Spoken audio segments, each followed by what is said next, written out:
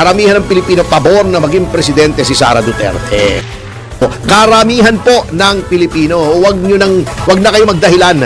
All the polls show na karamihan ng Pilipino pabor na maging presidente si Sara Duterte. Ngayon, kung tatanggalin niyo yung pag-asang yan sa pamamagitan ng panggigipit kay Sara Duterte, disqualify niyo yan, baka magkagulo. Ayan hindi inciting to sedition yan. Ang sinasabi ko, baka magkagulo kasi tinatanggalan niyo ng pag-asa ang mga tao. Kaya lang po, walang masyadong kaguluhan. Ay, yung iba po ayaw na ng gulo, katulad namin sa PDP laban, ayaw po namin ng gulo. We made it clear, very categorically, that the PDP is against extra-constitutional regime change. Pero hindi po namin hawak lahat ng tao. Pero kung gusto nyo, sige, tuloy lang. Bahala kayo sa buhay nyo, hindi nyo naman maloloko taong bayan. Kitang-kita naman sa pagbumuka nyo pa lamang, kitang-kita na lang na walang magandang kahihinatnan ito para sa bayan. Magandang umaga. Attorney, na-miss ka namin. Oo nga bukas mamimiss nyo rin ako at may press con po ang PDP sa New Kamuning Bakery kasama si Manong Wilson Lee Flores. Opo. Yan, ang moderator namin ay si Rod Cornejo at ang mga dadalo roon ay the usual suspects. Si Jimmy Bondoc, si Bobet Torion, Jing Paras, Raul Ambino at saka ako. Suspect talaga. Usual suspects. Oo, at kanina, Manang Juvie, nanonood tayo ng special coverage ng hearing. At grabe si Luis napakapangit. Yung sinasabi niya, napakapangit. Hindi maganda yung sinasabi niya kasi ginigit niya, dapat daw dumating si pangalawang Pangulong Sara Duterte. Sa pagdinig, wala naman pong ganong rules. Noong nililitis yung impeachment ni Maria Lourdes Sereno, hindi naman siya pinilit dumating. Nung kay Andy Bautista, hindi rin.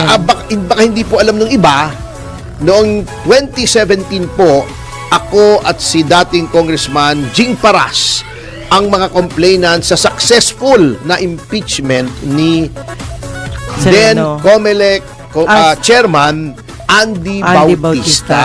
Yan, At kabisado kayang ganyang mga hearing sapagkat nag-hearings po kami roon sa Committee on Justice with then Committee Chair Ray Umali, yung nasirang si Ray Umali.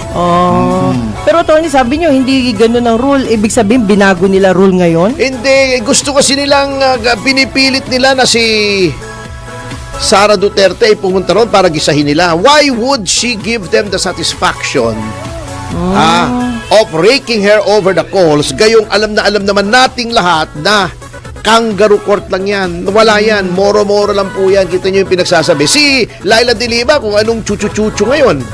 Noon namang hinihir yung kanyang bilibid drug scandal.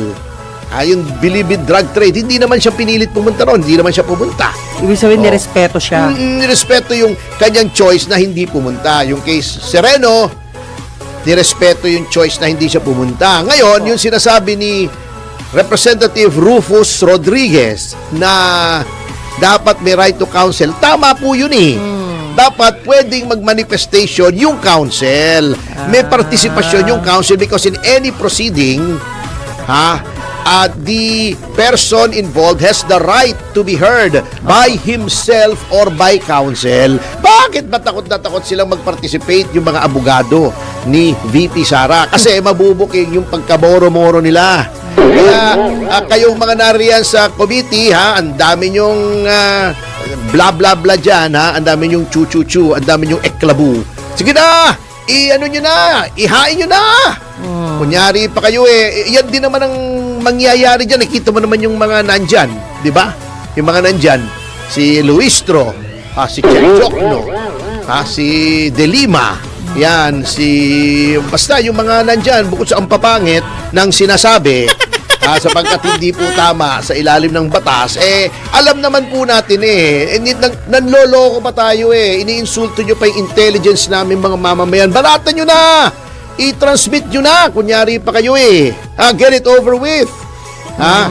Ang dami nyo pang pagkukunwari, mapagling lang kayo eh. Yan ang sinasabi natin. Maraming hipokrito dyan sa House of Representatives. Anyway, sa dami-dami ng problema natin, ha? Etong yan pa inaatupag nyo. Ha, pwede namang ipagpaliban yan. Kung gusto niyo ng accountability, ha, ito pa, gaano ka-ipokrito itong mga ito sa Justice Committee. Gusto niyo ng accountability? Ayan, bigger scam, 1.3 ba? 1.2 trillion na flood control scandal. Ayaw niyong investigahan. Ayaw diba? umpisahan. Ayaw niyong patawag yung 18 Marines. Yan ang accountability, hindi yung moro-moro niyo dyan. Ako, pinagluloko niyo pa kami. Alam niyo, delikado yung ginagawa ninyo.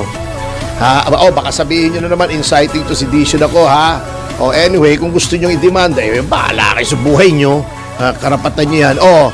Alam niyo, yung iba po, kaya ayaw nila ng kaguluhan. Kasi, umaasa po sila na sa 2028 magkakaroon ng tunay na pagbabago. Karamihan po ng Pilipino, wag na kayo magdahilan. All the polls show na karamihan ng Pilipino pabor na maging presidente si Sara Duterte. Kaya lang po walang masyadong kaguluhan ay yung iba po ayaw na ng gulo, katulad namin sa PDP Laban, ayaw po namin ng gulo.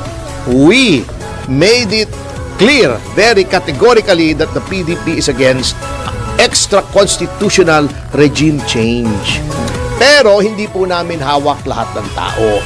Yung iba po, nagtitiis kasi sa sinasabi nila malapit-lapit na naman ng 2028, magkaroon na ng pagbabago, magiging pangulo na si Sara Duterte. Ngayon, kung tatanggalin niyo yung pag-asang yan sa pamamagitan ng panggigipit, aalipusta, pang-uupasala, pagtutuligsa kay Sara Duterte, disqualify nyo yan, baka magkagulo. Ayan hindi inciting to sedition yan. Ang sinasabi ko, baka magkagulo kasi tinatanggalan nyo ng pag-asa ang mga tao. Parang tubig yan sa dam. Pag yan ay may kapupuntahan yung tubig, yung dam nandyan lang, nagpo-flow yung dam. Saran mo yung outlet ng tubig. Bibigay yung dam. The dam will burst.